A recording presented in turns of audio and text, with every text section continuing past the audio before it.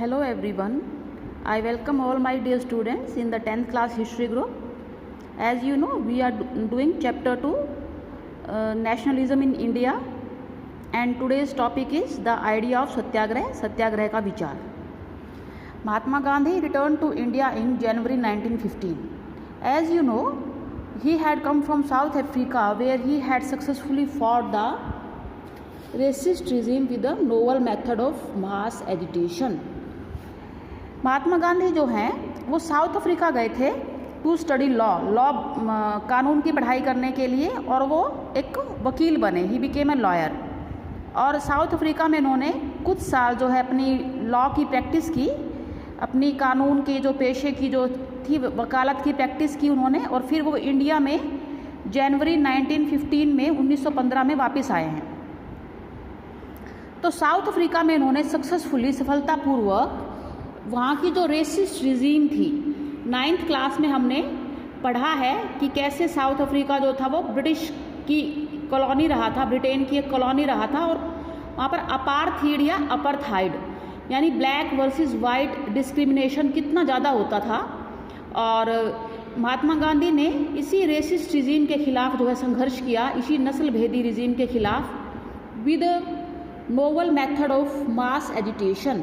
मास का मतलब यहाँ पर बेटा लोगों के ग्रुप से है, जब लोग बहुत सारी संख्या में एक साथ आकर कोई एक्शन लेते हैं. और एजिटेशन मतलब मूवमेंट, आंदोलन.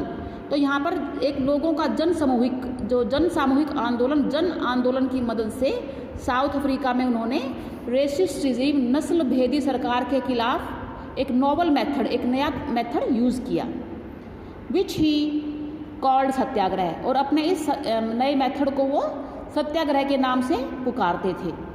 The idea of satyagraha emphasised the power of truth and the need to search for the truth.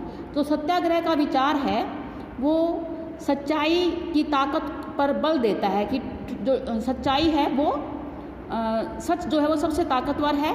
And the need to search for truth, कि हमें सत्य की खोज की जो है प्रयास करना चाहिए, सत्य की खोज की ज़रूरत है.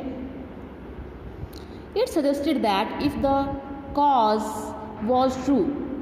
यहाँ पे कॉज का मतलब होता है बेटा कोई मिशन. जैसे हम किसी मान लो जो चीज़ हमें सही लगती है, हम किसी चीज़ में बिलीव करते हैं, यदि हम उस चीज़ के लिए फाइट करते हैं तो वो हमारे लिए कॉज बन जाता है, कॉज एक मिशन बन जाता है.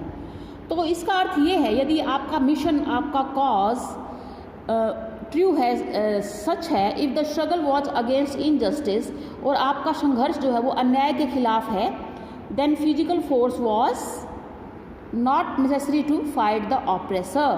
तब जो फिजिकल फोर्स यानी कि जो शारीरिक बल है वो ज़रूरी नहीं है कि हम ऑप्रेसर होता है दमनकारी, जो दूसरों का दमन करता है. दमनकारी के खिलाफ लड़ने के लिए, दमनकारी से लड़ने के लिए physical force is not required at all. Without seeking vengeance होता है बेटा बदला, रिवेंज. बिना हम बदला चाहे कि हमें बदला नहीं चाहिए, हमें रिवेंज नहीं चाहिए. और बीइंग एग्रेसिव, और बिना क्रोधित हुए, बिना वायलेंट हुए, बिना हिंसक हुए. सत्याग्रही कुड विन द बैटल. एक सत्याग्रही जो है वो लड़ाई लड़ सकता है थ्रू नॉन वायलेंस, अहिंसा के जरिए. This could be done by appealing to the conscience of the oppressor. हमें जो दमनकारी है उसकी जो कॉन्शियंस है, उसकी आत्मा जो है ना, उसको अपील करनी चाहिए, उसकी आत्मा को जगाने का प्रयास करना चाहिए. People including the oppressor had to be persuaded to see the truth. People, लोग, इंक्लूडिंग द ऑप्रेसर, जो दमनकारी है, दमनकारियों के साथ साथ लोगों को भी परसुएड करना पड़ेगा, कन्विंस करना पड़ेगा, उनको विश्वास में लेना पड़ेगा, विश्वास दिलाना पड़ेगा. टू सी द ट्रूथ, किया सच्चाई देखें, सत्य को देखें. Instead of being forced to accept truth through the use of violence. ना कि वो ज़बरदस्ती उनको सत्य स्वीकार करने के लिए कहा जाए, बलपूर्वक वायलेंस का, हिस्सा का इस्तेमाल करके उनको कन्विंस किया जाना चाहिए, उनको परसुएड किया जाना चाहिए बिना वायलेंस का इस्तेमाल किए. By this struggle truth was bound to ultimately triumph. अब हम ऐसा संघर्ष करेंगे तो अंत में सत्य की ही जीत होगी, अल्टीमेटली अंत में. Mahatma Gandhi believed that this dharma of non violence could unite all Indians. Mahatma Gandhi का ये विचार था कि अहिंसा का ये जो धर्म है ये सभी भारतीयों को यूनाइट कर सकता है, एक कर सकता है। आफ्टर अराइविंग इन इंडिया में आने के बाद Mahatma Gandhi successfully organised satyagraha movements in various places. भारत में आने के बाद महात्मा गांधी ने सफलतापूर्वक इंडिया में कई जगह पर सत्याग्रह आंदोलन को सफलतापूर्वक जो है संचालित किया। In 1970 he travelled to Champaran in Bihar to inspire the peasants to struggle against the oppressive plantation system. 1917 में वो कहाँ गए? चंपारण में गए। बिहार में है चंपारण, और चंपारण में उन्होंने पीजेंट्स किसानों को प्रेरणा दी स्ट्रगल करने की। किस चीज़ के खिलाफ स्ट्रगल करने की? वहाँ का जो प्लांटेशन सिस्टम है वो बहुत ऑप्रेसिव था। जो प्लांटेशन क्रॉप्स में जो फार्मर्स काम करते थे और जो प्लांटेशन ऑनर्स थे, जो बगान मालिक थे, वो पीजेंट्स का शोषण करते थे, उनका एक्सप्लॉयटेशन करते थे। तो वो ऑप्रेसिव था, वो दमनकारी था। तो चंपारण में जाकर महात्मा गांधी जी ने पीजेंट्स को इंस्पायर किया कि आप स्ट्रगल करें against the oppressive plantation owners. Then in 1917 ही organised the satyagraha to support the peasants of the Kheda district of the Gujarat. फिर 1917 में उन्होंने एक सत्याग्रह, फिर से सत्याग्रह आंदोलन शुरू किया गुजरात के खेड़ा नामक जिले में। खेड़ा में क्या हुआ था? What happened in Kheda district of Gujarat 1917? Affected by crop failure and a plague epidemic. Kheda district में क्रॉप फेलियर, जो फसलें थी वो खराब हो गई थी और प्लेग महामारी फैल गई थी। The peasants of Kheda could not pay the revenue. Revenue यानी कि टैक्स, जो किसान थे वो टैक्स नहीं पे कर पा रहे थे गवर्नमेंट को। And were demanding that revenue collection B relaxed. और ये कहा गया कि जो कर है, जो कर देना था उनको, जो टैक्स देना था उसको रिलैक्स कर दिया जाए, तो डिले कर दे, थोड़ा कम कर दें कर, इसमें थोड़ी सी उनको ढील दी जाए। In 1918 Mahatma Gandhi went to Ahmedabad to organise a satyagraha movement. 1918 में महात्मा गांधी अहमदाबाद गए, वहाँ पर भी सत्याग्रह आंदोलन चलाने के लिए।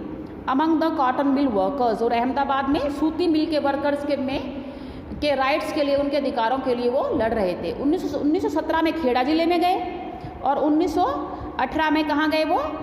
Ahmedabad cotton mill workers. ये पूछते हैं बेटा, ये महात्मा गांधी जी के सत्याग्रह के एक्सपेरिमेंट थे।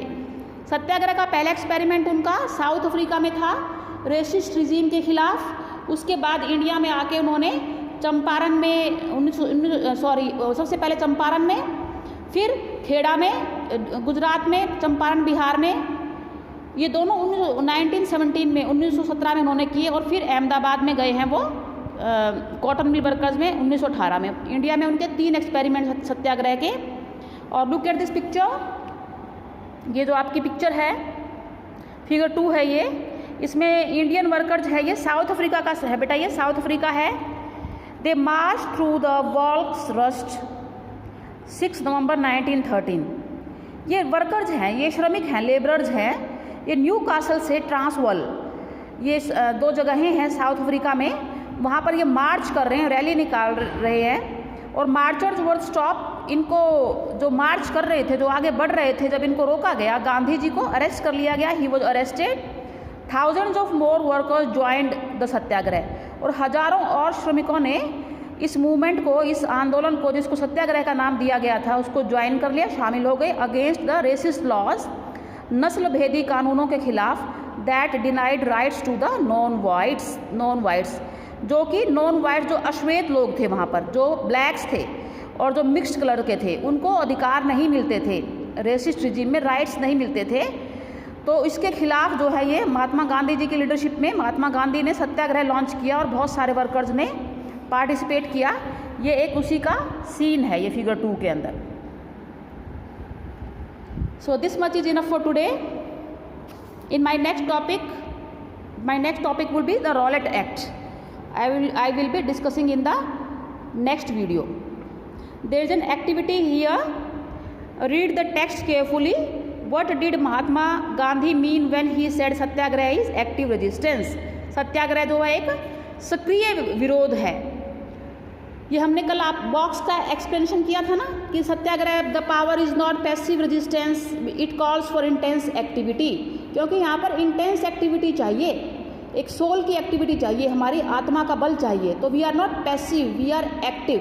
तो सत्याग्रह एक्टिव रेजिस्टेंस है। तो आपको ये टेक्स्ट पढ़ के, सोर्स ए पढ़ के इसका आंसर देना है इस एक्टिविटी का। So enjoy reading this part of the chapter. See you again.